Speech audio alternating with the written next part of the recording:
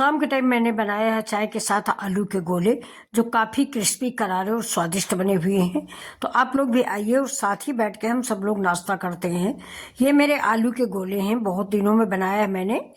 ज़्यादा तेल वेल लग जाता है इसलिए हम बहुत कम बनाते हैं, जबकि ये स्वादिष्ट बहुत लगते हैं। तो चाय भी बन गई, हरी चटनी भी है, टमाटर की चटनी भी है, और आप सबके लिए मैंने बनाए हैं आलू के गोले, जो खाने में बहुत ही टेस्टी लगते हैं। आप लोग बताइएगा कि चाय के साथ ये कैसा रहा आपको। ये मेरा नाश्ता आलू के गोले वाला। दाल मोठ और बिस्किट तो सभी खाते हैं, लेकिन ऐसा नाश्ता अच्छा लगता है शाम के टाइम। तो चलिए देखिए मेरा वीडियो। ये देखिए मैंने उबली हुई आलू ले लिए, 3 उबली हुई आलू रखी थी। जैसा कि मैं आपको बताती हूँ, मैं फ्रिज में आलू हमेशा उबाल के रखती हूँ। तो आलू में मैंने डाल दिया है हल्दी पाउडर, धनिया पाउडर, लाल मिर्च पाउडर, अमचूर, हरा मिर्च और हरी मटर, हरी धनिया, और साथ में मैंने चाट मसाला और नमक, इतना सामान हमने इसमें डाला है। हरी धनिया डाल दिया, अदरक डाल दिया। तो ये सारे मसाले, इसके साथ साथ मिर्च देखिए, आप जितना स्पाइसी खाना चाहें उस हिसाब से आप मिर्च डाल सकते हैं। हम थोड़ा कम डालते हैं तो मैंने 1 मिर्च काट के डाली हुई है। अब आप मिर्च अपने हिसाब से डाल सकते हैं, मसाले अपने हिसाब से डाल सकते हैं, सामग्री आप अपनी फैमिली के अनुसार ले सकते हैं। मेरे ये 3 आलू उबले हुए हैं, लेकिन ये बहुत बड़े बड़े थे तो काफ़ी चोखा तैयार हो गया है। लेकिन देखिए 1-2 लोग आ भी गए हैं, शाम के टाइम कोई न कोई आ ही जाता है। तो जबकि मेरे साथ किचन में ही खड़े हैं, फिर भी मैं आपको बता रही हूँ कि कोई न कोई तो आ जाता है। तो इनके लिए भी बनाएंगे, और चाय भी इधर चढ़ा दिया है। तो अब ये देखिए मेरा चोखा बन के रेडी हो गया है। कैसा लग रहा है आपको? इसमें जो हमने वो डाल दिया है चाट मसाला और अमचूर, इसलिए इसका टेस्ट 2 गुना हो गया है। इसमें टमाटर वगैरह हम डालेंगे नहीं। अब इधर लेंगे आटा। ये ले लिया मैंने 2 चम्मच बेसन। मतलब बेसन तो आप जिस हिसाब से आपका आलू का भरता हो उस हिसाब से आप बेसन लीजिए। अब इसमें हम डालेंगे 1.5 चम्मच के करीब सूजी। सूजी इसलिए डालते हैं कि थोड़ा करारापन आ जाए। सूजी नहीं है तो आप चावल का आटा डाल सकते हो। मैंने सूजी डाल दी है, और इसको घोल के कम से कम 5 मिनट के लिए हम रख देंगे। तब तक हमारी सूजी फूल जाएगी। सूजी की वजह से मेरे जो आलू के गोले हैं इतने क्रिस्पी बनेंगे कि पेट भर जाएगा, लेकिन मन नहीं भरेगा।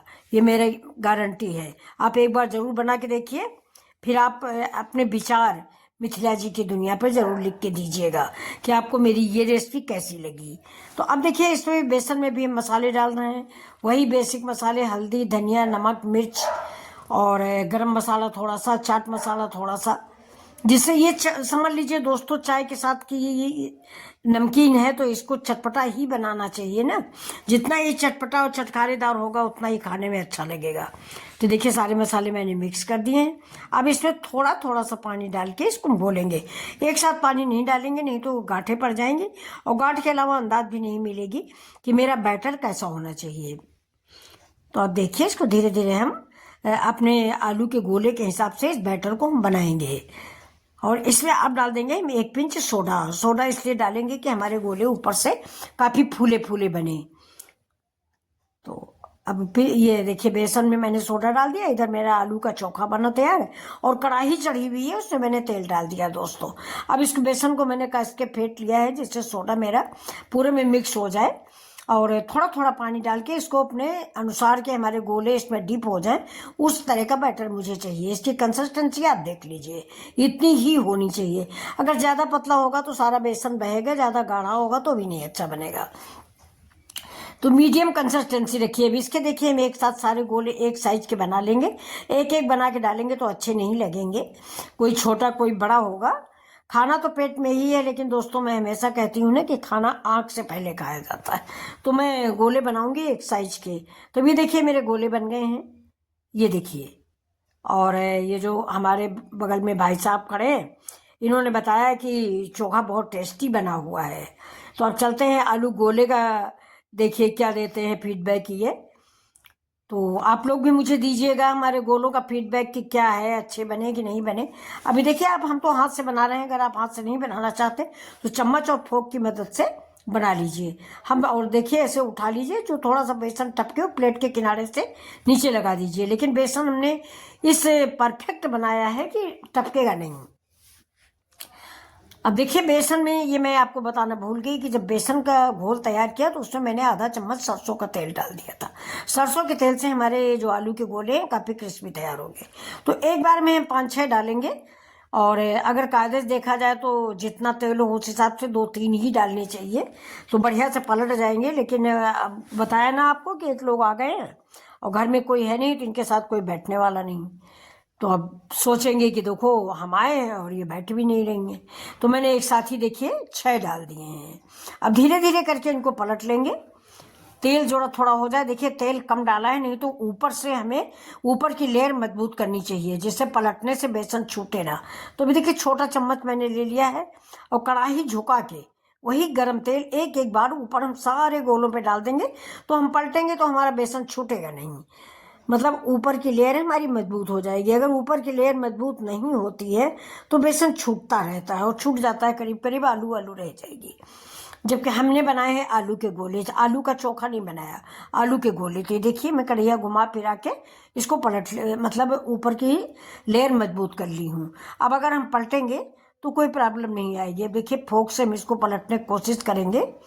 बहुत ही सॉफ्ट और मुलायम बने हुए हैं।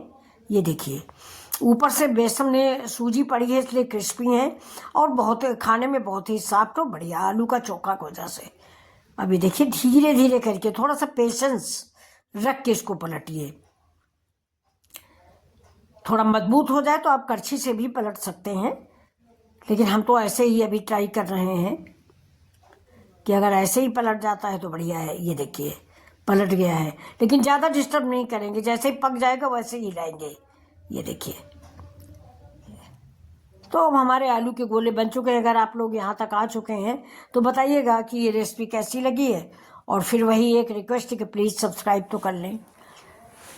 तो सब्सक्राइब में पैसा नहीं लगता दोस्तों, लेकिन हाँ ये है कि हमको लगता है कि मेरी मेहनत को आपने पसंद किया, आपने एक लाइक किया, एक सब्सक्राइब किया और एक प्यारा सा कमेंट भी किया, तो बड़ा दिल खुश हो जाता है कि मैंने मेहनत किया तो मुझे आप लोगों ने थोड़ा सा प्यार दिया है। उसी प्यार की ज़रूरत है। तो अब ये देखिए, और साथ में तो हम ये भी कह रहे हैं कि जिसको आना है हमारे साथ आइए, हम सब लोग बैठ के खाते पीते हैं। क्योंकि मैंने शायद फेसबुक पर भी मैंने बोला, यूट्यूब पर भी हम बोल रहे हैं कि चाय मुझे अकेली नहीं अच्छी लगती, चाहे 1-2 लोग हों मज़ा आता है, हम अपनी सुनाएं वो अपनी सुनाएं, हंसी मजाक हो तो चाय अच्छी लगती है, वरना नहीं अच्छी लगती।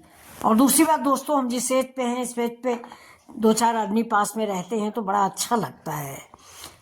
तो अब ये देखिए मेरे गोले बन गए, मैंने सर्व भी कर दिया। मेरी टमाटर की चटनी है और मेरी ग्रीन चटनी है।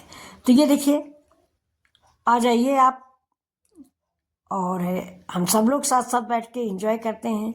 और फिर से वही एक रिक्वेस्ट है कि प्लीज़ लाइक शेयर और सब्सक्राइब करना ना भूलें। मिथिला जी की दुनिया आपका मोस्ट वेलकम है, आपके एक सब्सक्राइब के लिए आपका वेलकम है। तो नमस्कार दोस्तों, फिर मिलते हैं आपसे ऐसे ही वीडियो के साथ और इसी रिक्वेस्ट के साथ कि प्लीज़ लाइक शेयर सब्सक्राइब करना ना भूलें। तो जल्दी चलिए चाय भी लीजिए, चाय भी मेरी रेडी है।